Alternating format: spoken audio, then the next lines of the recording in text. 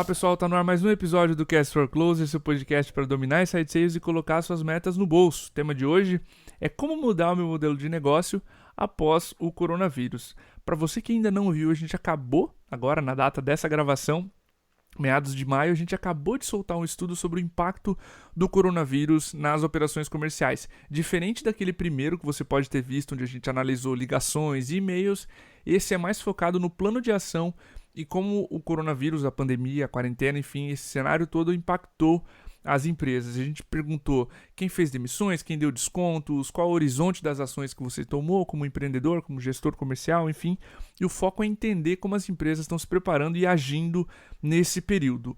Uma das perguntas que a gente fez foi: e se essas ações que você tomou não derem certo? Quais ações você vai tomar? E a primeira delas, a mais popular, é: vou mudar meu modelo de negócio, vou mudar minha precificação, o público-alvo, a forma de venda, o produto em si, a proposta de valor, uma série de aspectos dentro desse tema mudança no modelo de negócio. Para falar sobre isso, para falar sobre como o coronavírus tem impactado nas operações comerciais, a gente trouxe um especialista em Inside Sales, um cara que está há muito tempo em vendas, o Gabriel Lopes. Ele é sócio na Inside Center, ele já trabalhou em algumas empresas como Supersonic, Resultados Digitais, é lá dessa era mesozoica que a gente se conhece. Uma história curiosa: eu fiz o processo seletivo da Resultados Digitais em começo de 2014 e a minha entrevista foi com o Gabriel, para vocês terem noção um pouco da nossa idade, do quanto tempo ele está em vendas. Gabriel, fica à vontade, cara, para se apresentar, seja bem-vindo aí, cara.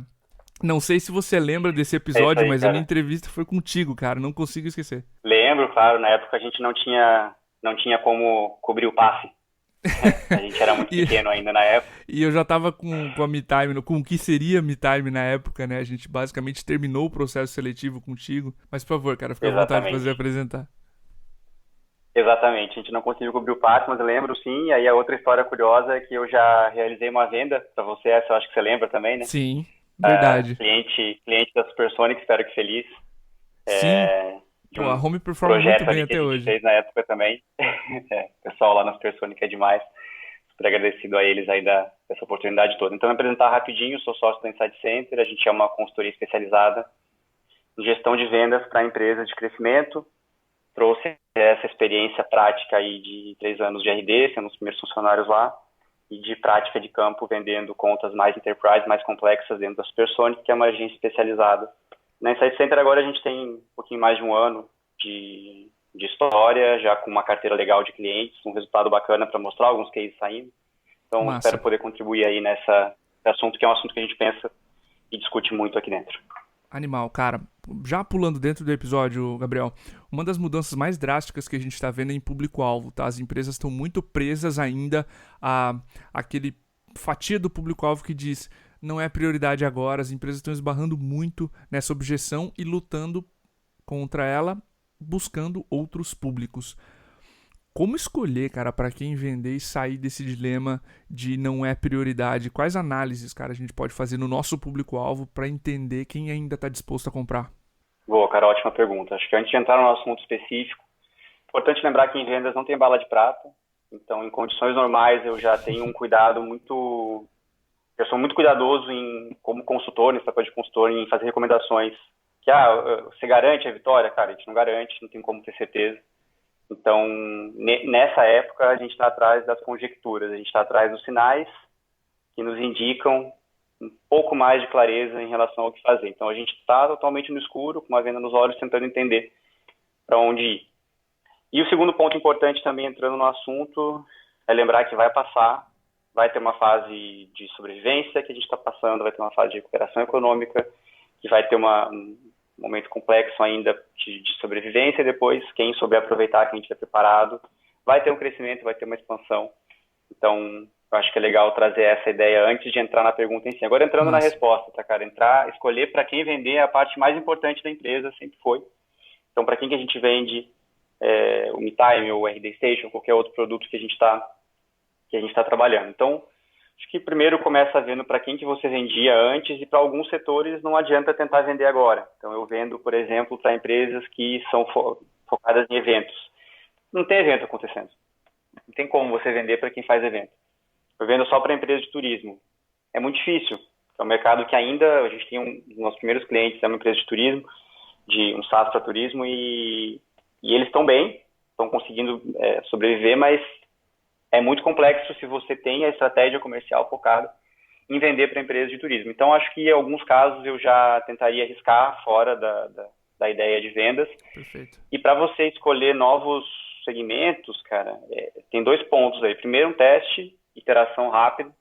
Então, abordar alguns mercados novos, então tentar entender quais são os mercados que tiveram impacto um pouco menor pela crise.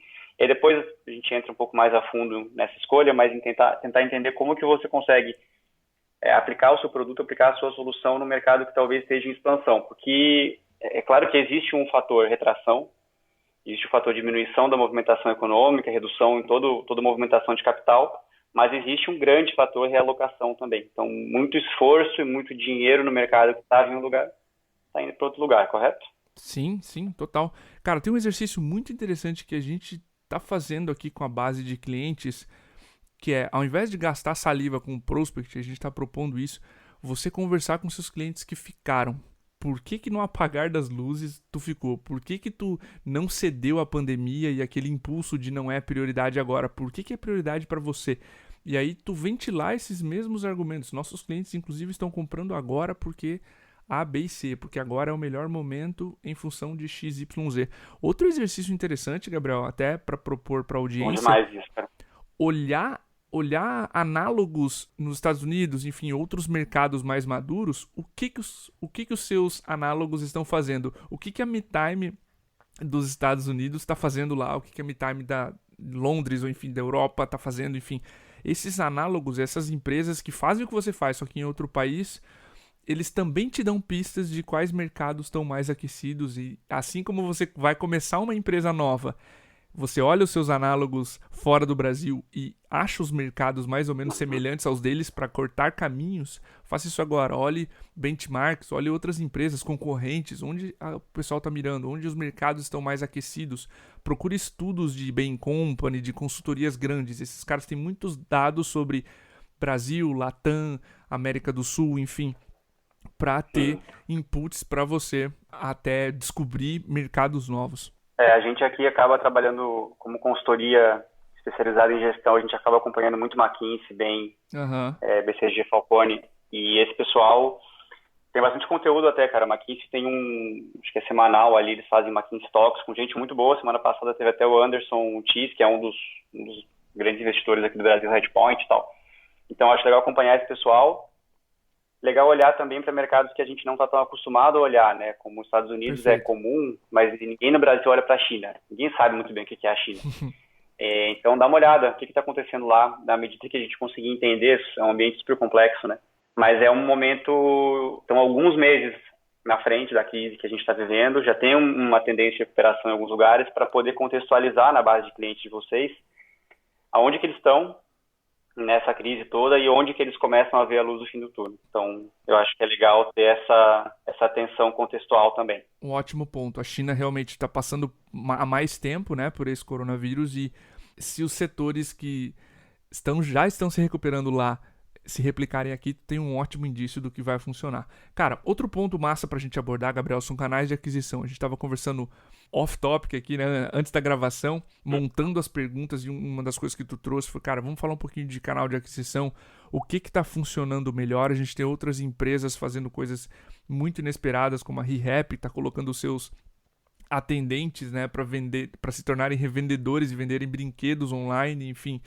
Quais canais de aquisição têm se mostrado agora mais resilientes no meio dessa pandemia, Gabriel? Bom demais, cara. A gente está entendendo aqui, pela análise da nossa base, da base de clientes dos nossos clientes também, que a transformação digital ganhou pelo menos uns 20 anos aí, né? Eu vou dar um exemplo bem prático, que é a indústria de saúde no geral, médico e de qualquer especialidade. Até 3 meses atrás, o teleatendimento, telemedicina era um negócio, quase um palavrão na indústria, pouca gente fala, pouca gente apoiava, e hoje em dia já é uma coisa que é assim, como que eu faço telemedicina? Não se eu faço telemedicina.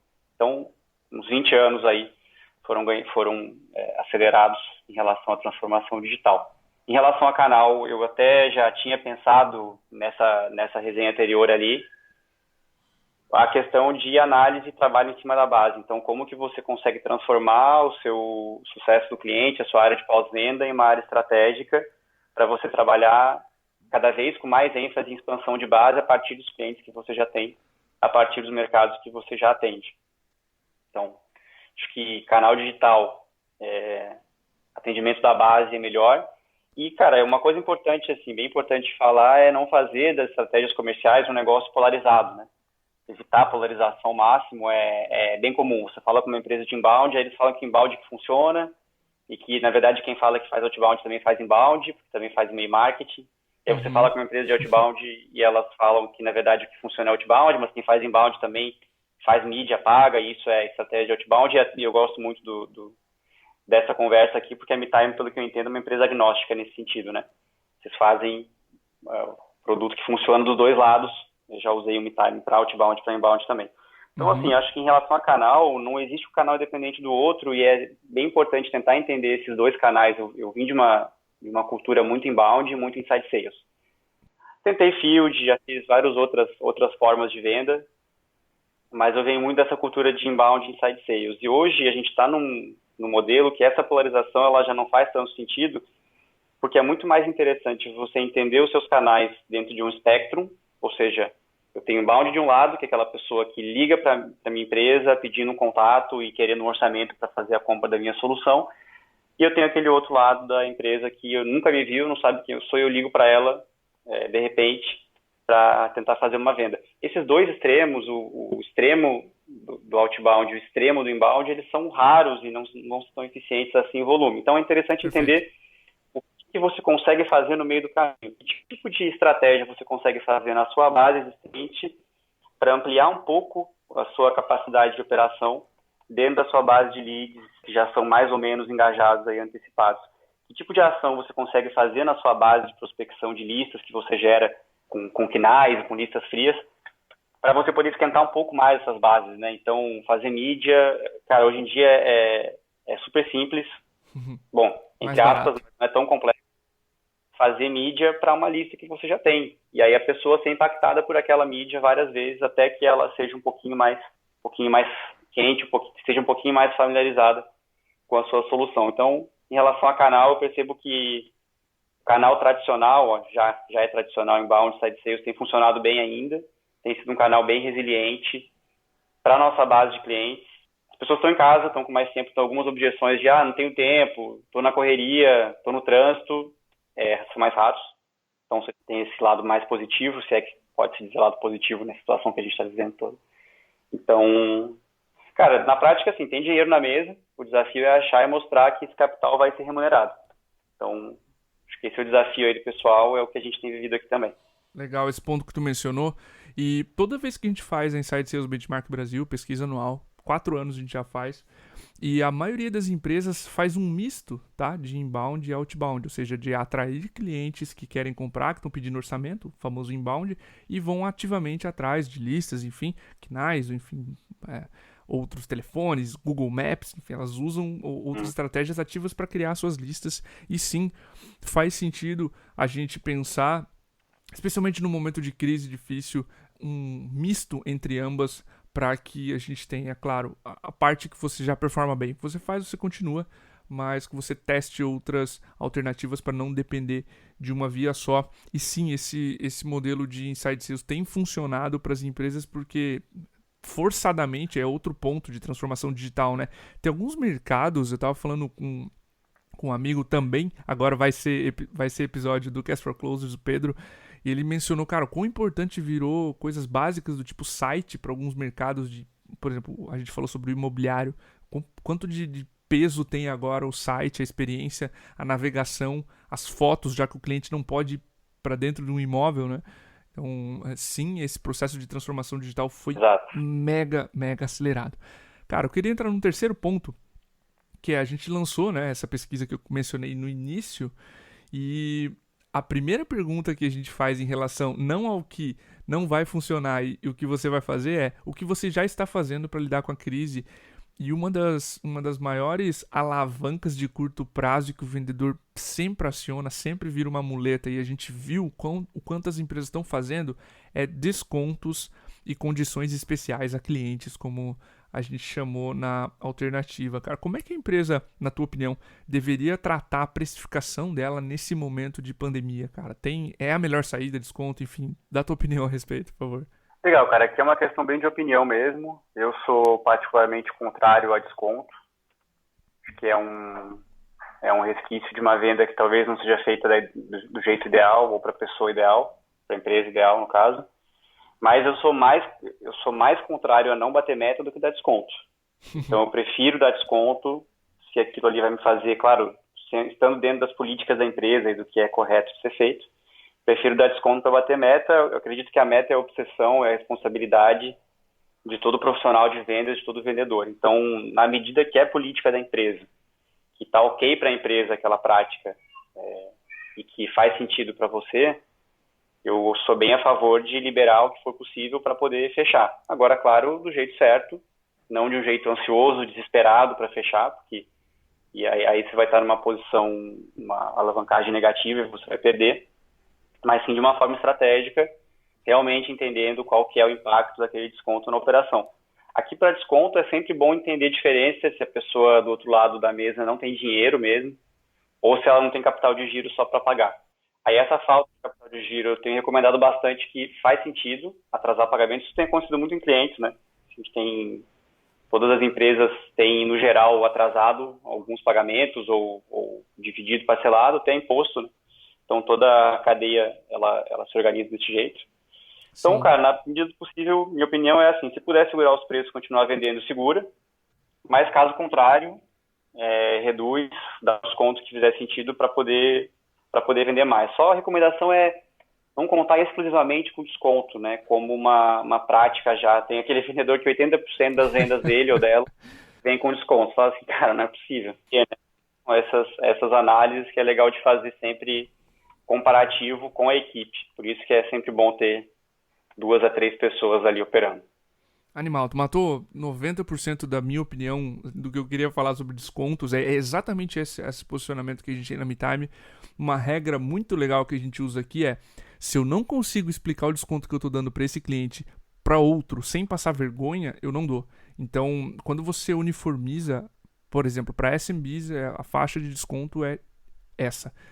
Você não titubeia na hora de dizer qual é o desconto. E sim, por favor, ouçam o conselho do Gabriel. Não usem o desconto como o único motivo para você fazer a venda. A gente não compra coisas em lojas, em objetos que custam muito pouco só porque eles estão com desconto. Imagina comprar um serviço que a sua empresa vai usar, um software. Então não faça essa venda única e exclusivamente. E isso que você mencionou sobre você tá me pedindo desconto porque você não tem dinheiro, ou porque é uma questão de negociação e, enfim, falta capital de giro agora, a gente pode atrasar, porque são duas coisas bem diferentes, né? Se você não vê valor, tá tudo bem, mas se você não tem dinheiro agora, a gente consegue negociar alguma coisa mais factível. Mas sim, animar os pontos que tu trouxe a respeito de desconto, acho que bate bastante com a venda que a gente prega aqui, porque senão fica uma condição, como tu mencionou, tu fica...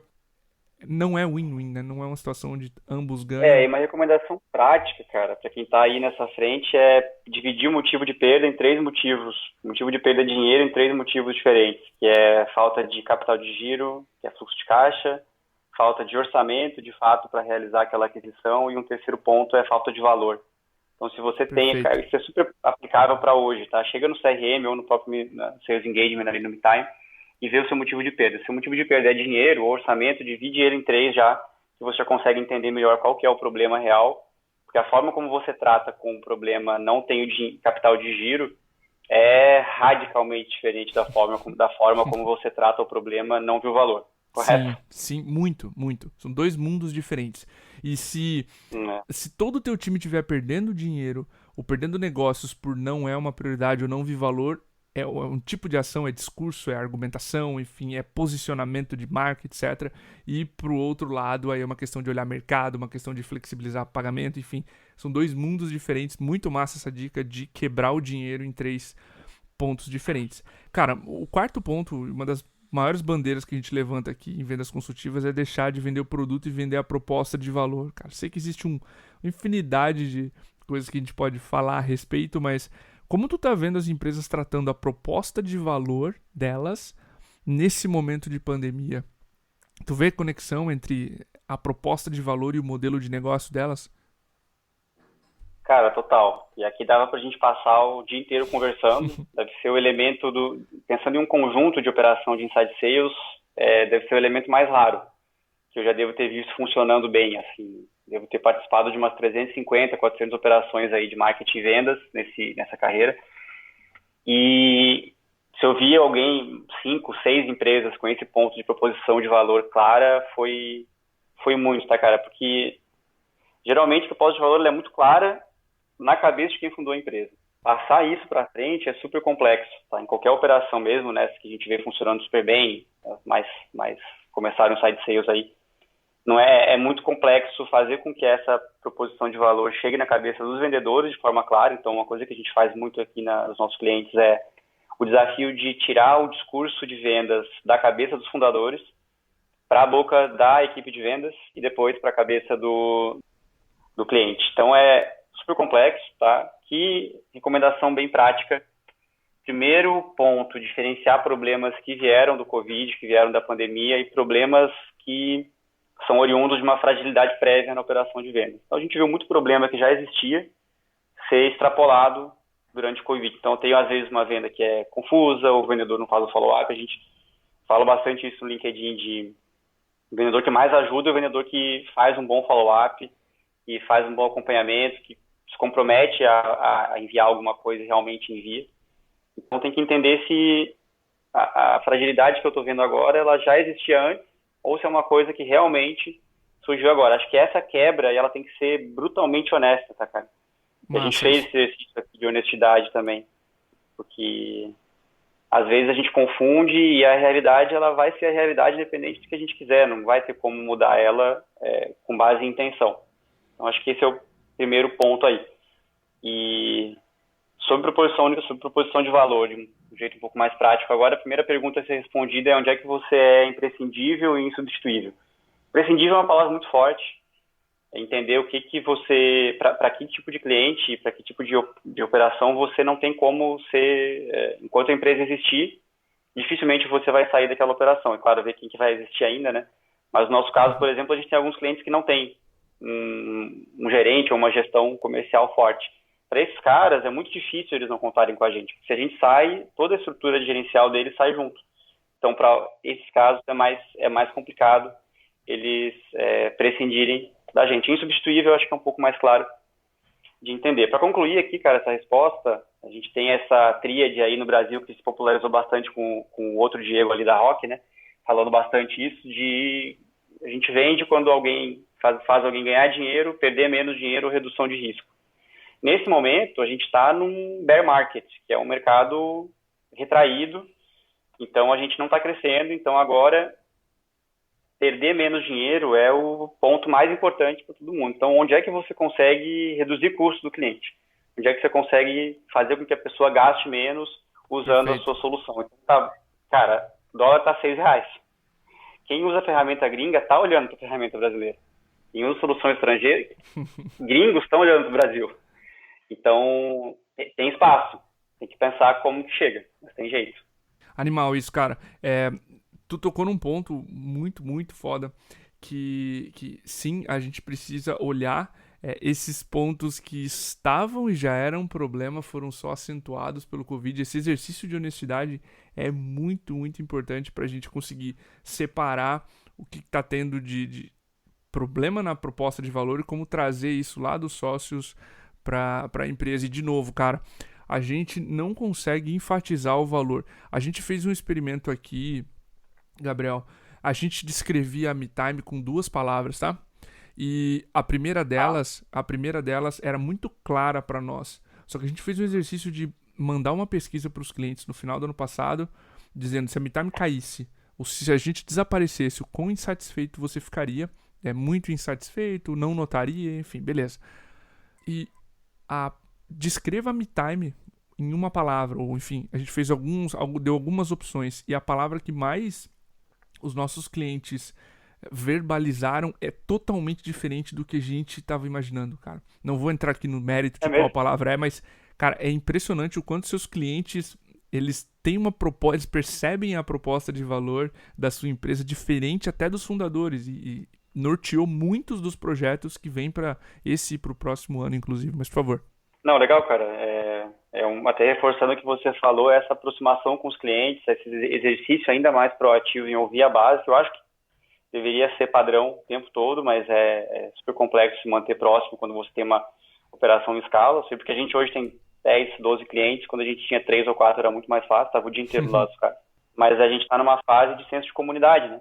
Então é como que você fica próximo das pessoas e se mostra de fato como uma solução confiável do lado do resultado de negócio, do lado do processo de negócio, mas também uma solução imprescindível do lado humano. Quer dizer, como que você te veem de fato como uma vitória pessoal para elas e que você precisa estar ali junto nesse momento, porque vocês vão passar junto. E que quando você sair da crise, se eles cortarem a sua solução, toda a lógica do negócio deles ou delas para de fazer sentido, fica muito mais complicada. Então eu ouvi muito isso, olha, é uma fase difícil, é uma fase complicada, mas a gente está com o time perfeito e a gente vai manter esse time, porque quando esse negócio acabar, a gente quer estar na crista da onda para ganhar esse jogo. Animal. Cara, pra gente finalizar, o último e não menos importante, eu quero falar de time. Mudar modelo de negócio muitas vezes tem um impacto muito forte no time, dentro e fora do comercial, né? Que mudanças a gente tem normalmente, Gabriel, no time quando eu faço mudanças no meu modelo de negócio? Cara, muda perfil de contratação, enfim. Elabora um pouco mais aí pra gente. O que tu tem visto nas empresas que tu tá trabalhando a respeito dessa interação? Putz, eu mudo o modelo de negócio, o que acontece com o meu time? É só dificuldade na hora de vender? Enfim, o que passa nas equipes? Cara, depende. Primeiro, muda. A resposta é sim, muda. Isso vai depender primeiro de quão radical é a sua mudança, a mudança no seu modelo de negócio. Quão radical foi a mudança que você fez. Então, isso depende um pouco. Talvez o perfil de vendedores e vendedoras que você tem hoje não atenda o seu próximo mercado. Então, se você vendia SMBs, PMEs, né? E agora você vai vender um modelo ABM, grandes empresas, grandes contas, é muito difícil a sua equipe conseguir se adaptar. Se você vendia 100% field, já se você vendia 100% no field, e você vai vender 100% no campo, né? E você vai vender agora inside sales para o mesmo mercado, já é uma adaptação que eu tendo a acreditar que é um pouco mais fácil, um pouco menos dolorosa, porque é uma coisa meio inevitável. A pessoa não tem como fugir disso. Uma hora ela vai precisar saber usar tecnologia. Então, acho que primeiro analisar a complexidade, a dimensão dessa mudança. E segundo, o que é verdade absoluta aqui, né? A gente está numa fase que, primeiro, tem muita gente boa no mercado, disponível. Eu vi muitos empreendedores falando isso, que teve corte de gente, e corte sempre é ruim, mas é muito pior cortar gente boa. A gente não cortaria em situações que não dependem da gente, né? Uma coisa que vem de fora e ataca todo mundo. Então, tem muita gente muito boa no mercado. Empresas de escolas de vendas fortíssimas tiveram que desligar boa parte do headcount comercial. E, por outro lado, você tem uma demanda menor de gente de vendas em si. Então, o que isso acontece na prática? Tá? A gente tem e aí, desculpa, não é nada pessoal, assim, mas a gente vai ter uma tolerância muito menor à performance medíocre. Quando eu falo isso, não é que a pessoa é medíocre nem de jeito nenhum do lado pessoal e também nem do lado profissional. É a performance mesmo naquele momento. Às vezes aquela pessoa não está entregando bem naquela operação. E a tolerância, ela tem uma tendência a ser zero. Assim, vão ficar realmente os melhores, as melhores vendedoras nesse momento. Então, acho que o segredo da equipe é conseguir manter quem consegue fazer mais com menos. Se o seu modelo de negócio mudou radicalmente, você provavelmente precisa de uma equipe diferente. Pode ser que faça sentido dar tempo para a equipe que você tem se adaptar, até por uma questão financeira ou até humana, se você puder, mas tem gente que não tem como, não vai rolar. E aí vai precisar trocar e faz parte do jogo, vamos em frente. Acho que as pessoas têm talentos e sets skills aí diferentes que podem ser aplicados em outras operações, que vai ser melhor para elas e vai ser melhor para a empresa também, porque eu acredito muito que a equipe de vendas, o vendedor, a vendedora, tem uma lógica clara de ganhar dinheiro. Então, até recentemente, a gente estava discutindo isso. O vendedor tem dívida ou não tem dívida? Fez dívida ou não fez dívida? Então, o vendedor, eles têm que ter a gente, né? Porque eu passei muito tempo como vendedor, como líder de vendas. A gente precisa ter um drive, motivação muito clara com dinheiro, com ganhar, ter uma remuneração mais alta. Então, entender como que você traz pessoas que têm esse drive de remuneração e como que você consegue, de fato, remunerar essas pessoas por performance. Porque, cara, quem consegue entregar a meta de vendas nessa fase que a gente está, tem que ser bem remunerado. Perfeito. Eu estava conversando com um grupo de empreendedores, Gabriel, e um deles fez uma pergunta que já me fizeram milhares de vezes e normalmente tem um viés assim, eu tô querendo demitir e eu quero uma validação externa. E ele começou a me questionar sobre perfil, sobre a dificuldade de fazer field sales ou a venda de campo passar para dentro. A gente acabou de lançar um episódio justamente sobre isso, como migrar o vendedor do campo para inside sales. E uma das respostas foi, cara, tem alguém do teu time aqui? Não. Às vezes tu vai ter que demitir, tá? E às vezes o perfil não encaixa e tudo bem, essa pessoa pode ser muito bem aproveitada em uma outra área. Mas às vezes a performance e a pessoa não acredita que dá para fazer vendas remotamente nessa quarentena, nesse cenário, que não é o jogo para ela mais, né? Não, se depender da visita é vital, ela saiu do jogo e infelizmente é algo até para libertar a pessoa para fazer outra coisa, às vezes é algo que precisa ocorrer. A dica que a gente daria aqui é não faça todas as mudanças, a não ser que necessárias, drásticas ao mesmo tempo. Porque se você mudar a proposta de valor, público-alvo, colocar um vendedor novo, especializar papel, criar uma pessoa que só prospecta, o que a gente chama de SDR, a pessoa que vende, muda o preço, muda o discurso, você mudou tanta coisa ao mesmo tempo que você não sabe o que foi pior, o que funcionou e o que não funcionou, o que puxou a régua para cima e a régua para baixo. E aí o teu time vai sofrer mais, porque são as pessoas que fazem tudo isso acontecer.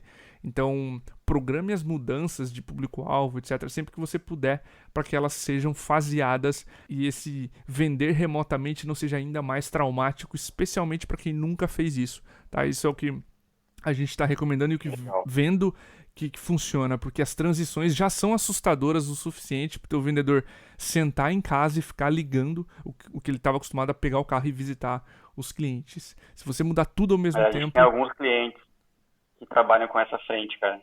Né? De campo e tiveram que entrar, o pessoal está aprendendo, representantes, né? Tem um ciclo de aprendizagem aí. Se eles eram bons vendedores no campo, eles tendem a continuar sendo dentro de casa. Existe também, como eu falei, né, um espectro, então não é campo inside 100%. Então, em 2013, na RD, eu fazia venda presencial. E eu fui até Belo Horizonte, peguei um voo e fui lá fazer a maior venda da empresa na época. Então faz parte, mas é uma empresa que é muito fora do padrão. Então o que eu queria só reforçar ali, cara, do que você falou, é isolar as variáveis, né? Boa. Então tenta isolar as variáveis para testar, porque se você testar tudo ao mesmo tempo, a tendência de você não saber o que deu certo e o que não deu certo é grande. E outra recomendação bem prática: testa, vê o que funciona, mas tenta manter pelo menos um certo nível de consistência. Porque eu acho, cara, um dos erros mais comuns, assim, que eu já vi empreendedores e CEOs fazendo é, cara, mudar o tempo todo.